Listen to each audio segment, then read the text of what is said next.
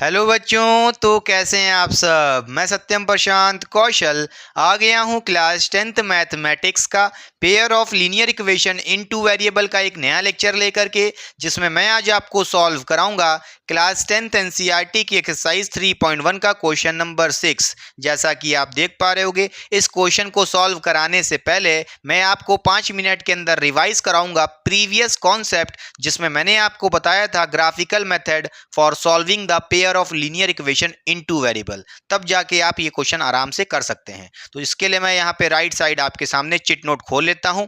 जैसा कि आप बॉक्स के अंदर देख पा रहे होगे, हमने आपको वहां पे 3 तरह के केस बताए थे। पहला केस क्या होता है बच्चों, अगर a1/a2 not equal to b1/b2 होता है तो आप कहोगे आपकी इंटरसेक्टिंग लाइंस हैं। तो अगर आपको इंटरसेक्टिंग लाइंस की कंडीशन देखनी है तो उसके लिए आपको केस 1 सेटिस्फाई करना पड़ेगा। क्लियर, समझ गए। अच्छा, केस 2 सेटिस्फाई होने के लिए कंडीशन क्या थी बच्चों, वो थी a1/a2 इक्वल होना चाहिए b1/b2 के, इक्वल होना चाहिए c1/c2 के। तभी कहोगे आपकी पेयर ऑफ लीनियर इक्वेशन कैसी है, कोइंसिडेंट लाइन है बच्चों। क्लियर, या ये कह लो कोइंसिडेंट लाइन के लिए ये केस 2 सेटिस्फाई होना चाहिए। पक्का। इसी तरह केस 3 सेटिस्फाई होने के लिए हमारे पास बच्चों कंडीशन होती है a1/a2 इक्वल होना चाहिए b1/b2 के, but not equal to c1/c2। तब आप जाके कहोगे आपकी जो pair of linear equation in two variable है वो आपकी पैरेलल लाइंस हैं। क्लियर, या ये कह लो पैरेलल लाइंस के लिए क्या कंडीशन होनी चाहिए, केस 3 सेटिस्फाई होना चाहिए। क्लियर, समझ गए बच्चों। चलिए ये चिट नोट हटा लेते हैं। अब क्वेश्चन नंबर 6 को देखते हैं। क्वेश्चन में हमसे क्या कह रहा है, given the linear equation 2x + 3y - 8 = 0, right the another linear equation in two variable such that the geometrical representation of pair formed is intersecting line। पहले केस में आपको क्या करना है, क्वेश्चन में आपको यहाँ पे एक linear equation in two variable given है 2x + 3y - 8 = 0। आपको एक इक्वेशन गिवन है, आपको दूसरी इक्वेशन बनानी है, फॉर्म करनी है, जो ये बताएगी ये दोनों इक्वेशन इंटरसेक्टिंग लाइंस हैं। क्लियर, पक्का। या आप ये कह लो इस लाइन के अलावा आपको दूसरी इक्वेशन बनानी है जो इस इक्वेशन के इंटरसेक्टिंग लाइंस को सेटिस्फाई करेगी। क्लियर हुई बात कि नहीं बच्चों, समझ गए। अच्छा, इसके लिए हम यहाँ पे क्या करेंगे, सबसे पहले इस इक्वेशन को कॉपी कर लेते हैं नीचे। क्या लिखी इक्वेशन, 2x + 3y - 8 = 0 बच्चों। हम इस इक्वेशन को एक नाम दे देते हैं, इक्वेशन नंबर 1 बच्चों।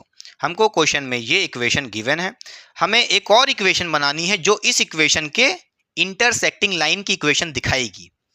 क्लियर, समझ गए बच्चों। अच्छा, वो कैसे करेंगे, तो बच्चों अगर आपसे एक क्वेश्चन में कह रहा है आपकी जो अनदर इक्वेशन होनी चाहिए वो इंटरसेक्टिंग लाइंस रिप्रेजेंट करनी चाहिए, तो उसके लिए आपको इंटरसेक्टिंग लाइंस होने के लिए कंडीशन पता होनी चाहिए। इंटरसेक्टिंग लाइंस के लिए क्या कंडीशन थी, वो कंडीशन थी बच्चों a1/a2 नॉट इक्वल होना चाहिए b1/b2 के। अगर ऐसा होता है तो उस केस में आपने देखा था आपकी जो दोनों लाइंस होंगी उनकी जो इक्वेशन होगी वो इंटरसेक्टिंग लाइंस की होंगी। क्लियर, तो आपको एक ऐसी इक्वेशन बनाना है जो इस इक्वेशन के इंटरसेक्टिंग लाइंस को फॉलो करे या कह लो रिप्रेजेंट करे। क्लियर, समझ गए बच्चों। जिसके लिए आप यहाँ पे क्या कर सकते हो, कोई भी इक्वेशन अज्यूम कर सकते हो। जैसे यहाँ क्या लिखा है 2x + 3y - 8 = 0। आप कोई भी इक्वेशन ले सकते हो, -5x + 3y + 2, कुछ भी ले सकते हो। मैं तो अज्यूम कर रहा हूं, समझ गए। मगर अज्यूम ऐसा करना कि ये कंडीशन सेटिस्फाई करे। क्लियर, तो सबसे पहले हम एक इक्वेशन अज्यूम कर लेते हैं और वो हमारी इक्वेशन है, अगर हम मान लें हमारी अनदर इक्वेशन 3x है प्लस 5y है -3 = 0 है, और इस इक्वेशन को हम नाम दे देते हैं इक्वेशन नंबर 2। तो अब आपको सबसे पहले ये देखना पड़ेगा, जो आपने अनदर इक्वेशन बोल तो दी कि ये इसके इंटरसेक्टिंग लाइंस हैं, तो आपको ये भी देखना पड़ेगा ये कंडीशन सेटिस्फाई होनी चाहिए, तभी आप कहोगे ये जो आपकी इक्वेशन है ये इंटरसेक्टिंग है। क्लियर हुई बात कि नहीं बच्चों, तो कंडीशन चेक करिए बच्चों। अच्छा, उसके लिए आपको क्या देखना पड़ेगा, a1/a2 = 2 होना चाहिए b1/b2 के। समझ गए बच्चों। अच्छा, अगर मैं आपसे पूछूं a1 कितना है बच्चों, तो a1 होता है coefficient of x for the first equation, जो कितना है 2 है बच्चों। यहाँ पे A1 की जगह 2 रख दीजिए, रख दिए। इसी तरह A2 क्या होता है, coefficient of x for the second equation. Second equation में x ये रहा, उसके आगे कोफिशिएंट क्या लिखा है, 3 लिखा है, तो A2 की वैल्यू क्या हो जाएगी बच्चों, 3 हो जाएगी। ठीक, फिर यहाँ पे आप इक्वल्स टू का साइन लगा लीजिए टेम्परेरी। फिर यहाँ पे देखिए B1 क्या होगा बच्चों, B1 होता है coefficient of y for the first equation, कितना है, 3 है, तो B1 की वैल्यू कितनी है बच्चों, 3 है। डिवाइड में क्या है, B2 है, तो B2 क्या होता है, coefficient of y for the second equation, y ये रहा, उसके आगे कोफिशिएंट क्या है बच्चों, 5 है, तो यहाँ पे 3 के नीचे 5 आ जाएगा। तो जैसा कि आप देख रहे हो, ये आ गया आपका A1/A2 और ये आ गया B1/B2, आपको दिख रहा है। लेफ्ट साइड आपको 2/3 दिख रहा है, राइट साइड आपको 3/5 दिख रहा है, जो कि नॉट इक्वल टू है। तो यहाँ पे आप कह सकते हो ये दोनों नॉट इक्वल टू हैं। इसका मतलब जो आपने इक्वेशन बनाई है वो सही है। क्लियर, क्योंकि आप देख रहे हो A1/A2 not equal to B1/B2 आ रहा है, यही करना था। इसका मतलब है कि ये जो आपकी इक्वेशन है यही आपकी अनदर इक्वेशन है, जो आपकी इक्वेशन ये थी, इसी के इंटरसेक्टिंग लाइंस को रिप्रेजेंट कर रही है। क्लियर, तो आपकी इक्वेशन क्या गई है बच्चों, यही आपका आंसर है। समझ गए, पक्का, कोई दिक्कत नहीं होनी चाहिए, बहुत डिटेल में समझाएं, पक्का। चलिए बच्चों अब आगे देखते हैं। अब पैरेलल लाइंस के लिए हमें देखना पड़ेगा। तो बच्चों हमारी पहली इक्वेशन तो क्वेश्चन में ही गिवन थी। वो क्वेश्चन में क्या इक्वेशन गिवन थी, 2x plus 3y minus 8 equals to 0। ये क्वेश्चन में आपको पहली इक्वेशन तो गिवन थी। आपको क्या करना है, अनदर इक्वेशन बनानी है जो इस इक्वेशन की क्या होगी, पैरेलल लाइंस को डिपिक्ट करेगी या कह लो रिप्रेजेंट करेगी। तो पैरेलल लाइंस के लिए क्या कंडीशन थी, सबसे पहले उसको लिख लेते हैं बच्चों। समझ गए बच्चों, तो वो कंडीशन क्या थी पैरेलल लाइंस के लिए, वो कंडीशन थी बच्चों क्या, A1/A2 इक्वल होना चाहिए B1/B2 के, बट नॉट इक्वल होना चाहिए C1/C2 के। तो अगर ऐसी कंडीशन सेटिस्फाई होती है तो आप ये कहोगे आपकी जो इक्वेशन आपने बनाई है वो क्या है, पैरेलल लाइंस है। क्लियर, तो यहाँ से अगर इस इक्वेशन के अलावा एक अनदर इक्वेशन हमें बनानी है, जो वो इक्वेशन क्या होनी चाहिए, पैरेलल लाइंस होनी चाहिए इस इक्वेशन की। अच्छा बच्चों, तो आप इक्वेशन कोई भी अज्यूम कर सकते हो, मगर ऐसी अज्यूम करना कि ये कंडीशन सेटिस्फाई हो जाए बच्चों। क्लियर, चलिए अगर हम यहाँ पे लेते हैं, लेट से हमारी इक्वेशन है 4x plus 6y minus 3 equals to 0, और इस इक्वेशन को नाम देते हैं इक्वेशन नंबर 2 बच्चों। ठीक है, फिर आपको ये देखना पड़ेगा कि ये जो दोनों लाइंस हैं ये क्या पैरेलल हैं कि नहीं है, उसके लिए आपको ये कंडीशन देखनी पड़ेगी बच्चों। क्लियर, तो चलिए चेक कर लेते हैं। हम पूछे यहाँ पे आपसे बच्चों A1 क्या होगा, A1 होता है coefficient of x for the first equation. x ये हो गया, कोफिशिएंट क्या है इसके आगे 2 है, तो A1 की वैल्यू कितनी हो जाएगी बच्चों, 2 रख देनी है। ठीक, समझ गए। डिवाइड में क्या लिखा है आपके पास, यहाँ पे A2 लिखा है। A2 क्या होता है, coefficient of x for the second equation, कितना है 4, तो A2 की वैल्यू कितनी है बच्चों, 4 है। समझ गए, पक्का। अच्छा, फिर आप यहाँ पे देखिए B1 की वैल्यू कितनी है बच्चों, B1 क्या होता है, coefficient of y for the first equation, कितना है 3 है, तो B1 की जगह क्या लिख देंगे, 3 लिख देंगे। अपॉन में क्या है, B2 है, B2 क्या होता है, coefficient of y for the second equation, कितना है 6 है बच्चों, तो 3/6 हो गया इस साइड। इसी तरह C1 क्या होता है बच्चों, C1 होता है constant for the first equation, तो constant for the first equation कितना है बच्चों, -8 है, विद साइन देखना है आपको, यहाँ पे -8 लिखा है। ठीक है, डिवाइड में क्या है बच्चों, आपके पास C2 है, C2 होता है constant for the second equation, जो यहाँ पे -3 है बच्चों, माइनस माइनस तो कैंसिल हो जाएगा, 8/3 सॉल्व नहीं होगा। और जो चीज़ें सॉल्व हो रही हैं सबसे पहले आपको क्या करना है, 2/4 को डिवाइड करके सॉल्व करिए, इसी तरह 3/6 को भी सॉल्व करिए और 8/3 को भी सॉल्व करिए। तो यहाँ पे आप कह सकते हो 2/4 को सॉल्व करोगे आपका आ जाएगा 1/2 बच्चों। इसी तरह आप देख पा रहे हो 3/6 को सॉल्व करोगे तो ये आ जाएगा 1/2 बच्चों। इसी तरह 8/3 सॉल्व नहीं होगा तो इसको एज इट इज कॉपी कर दीजिए। अब आप यहाँ पे क्या देख रहे हो, 1/2 इक्वल है 1/2 के, बट नॉट इक्वल है किसके, 8/3 के। तो जैसा कि आप देख रहे हो ये 1/2 क्या है बच्चों, आपका A1/A2 है। ये 1/2 क्या है बच्चों, ये आपका B1/B2 है।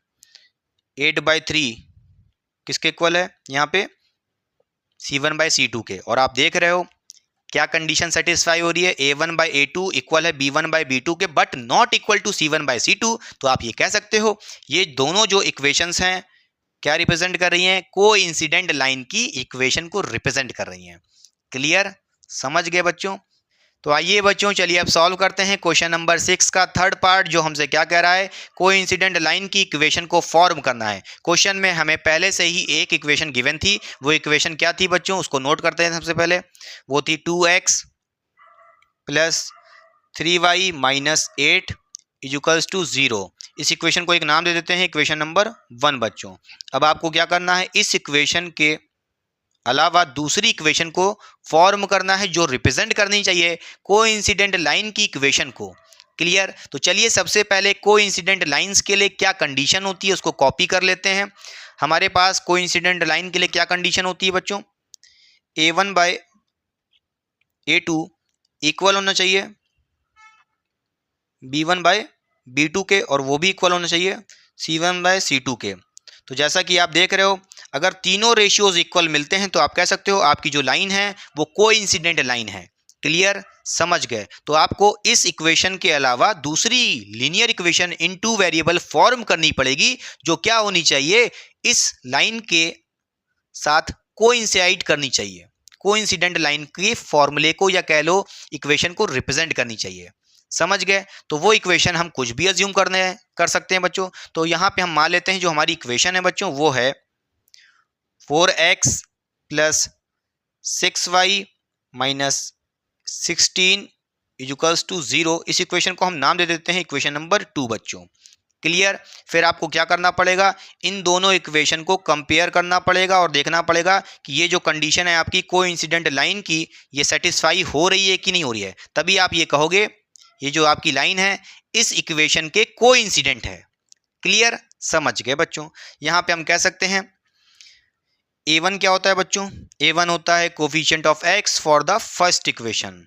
A1 कितना हो जाएगा बच्चों, 2 हो जाएगा, रख देते हैं यहाँ पे। अपॉन में क्या है, A2 है। तो A2 क्या होता है बच्चा, coefficient of x for the second equation, कितना है 4। तो A2 की वैल्यू यहाँ पे 4 रख देनी है। फिर यहाँ पे B1 कितना होता है बच्चों, B1 होता है आपका coefficient of y for the first equation, कितना है 3। तो B1 की वैल्यू हो जाएगी बच्चों यहाँ पे 3। अपॉन में क्या है, B2 है। तो B2 होता है coefficient of y for the second equation जो 6 है। तो B2 की वैल्यू 6 रख देनी है। इसी तरह यहाँ पे C1 क्या होता है, constant for the first equation, कितना है बच्चों, -8 है। तो यहाँ पे C1 की वैल्यू -8 रखनी पड़ेगी विद साइन। इसी तरह यहाँ पे डिवाइड में क्या है, C2 है। तो C2 क्या होता है बच्चों, constant for the second equation, कितना है, -16। तो यहाँ पे डिवाइड में C2 की वैल्यू क्या रखनी है, -16 रखनी है। क्लियर, फिर आपको इन फ्रैक्शंस को सॉल्व कर लेना है। क्लियर, तो जब आप यहाँ पे 2/4 को सॉल्व करोगे आपका क्या आ जाएगा, 1/2 आ जाएगा। इसी तरह 1/6 3/6 को सॉल्व करोगे ये आ जाएगा आपका 1/2। और इसी तरह 8/16 को सॉल्व करोगे, माइनस माइनस पहले तो कैंसिल हो जाएगा, और ये भी कितना आ जाएगा, 1/2 आ जाएगा। तो जैसा कि आप देख रहे हो तीनों फ्रैक्शन इक्वल आ रहे हैं, 1/2 इक्वल हैं सब। तो जैसा कि आप देख रहे हो यहाँ पे क्या, ये जो 1/2 है ये क्या है आपका A1/A2 था। इसी तरह ये 1/2 क्या था, ये भी हमारा B1/B2 था। इसी तरह हमारा ये 1/2 क्या था बच्चों, C1/C2 था। तो जैसा कि आप देख रहे हो तीनों रेशियोज इक्वल आ रहे हैं, इसका मतलब है कि A1/A2 इक्वल है B1/B2 के, हाँ या ना। और अगर ऐसी कंडीशन सेटिस्फाई होती है तो यहाँ पे आप कह सकते हो ये जो आपकी लाइन है ये क्या है, इस इक्वेशन के कोइंसिडेंट है। क्लियर, समझ गए। तो यहाँ पे आपका आंसर आ गया है, आपकी इक्वेशन आ गई है। क्लियर हुई बात कि नहीं बच्चों, समझ गए। कोइंसिडेंट का मतलब क्या होता है आपको थोड़ा सा समझा देते हैं। मान लीजिए ये आपकी ब्लू कलर की लाइन है बच्चों, और जो दूसरी लाइन होगी इक्वेशन की वो क्या होगी, इसके ऊपर कोइंसाइड कर रही होगी। देखिए ट्रेस करके चल रही है, इसके ऊपर चल रही है। समझ गए। इसी तरह मान लीजिए कोई पैरेलल लाइंस कैसे होती हैं, तो एक लाइन ये है बच्चों रेड कलर की, ये आपकी ब्लू कलर की, इसके पैरेलल लाइंस हो गई। समझ गए। इंटरसेक्टिंग लाइंस की बात करें, एक ब्लू कलर की लाइन ये हो गई और एक रेड कलर की लाइन, देख रहे हो जहाँ पे ये इंटरसेक्ट कर रही है, क्लियर, ये आपकी इंटरसेक्टिंग लाइंस हैं। क्लियर, समझ गए? तो बच्चों क्वेश्चन हुआ सॉल्व। मिलते हैं नेक्स्ट लेक्चर में जिसमें सॉल्व करेंगे क्वेश्चन नंबर 7।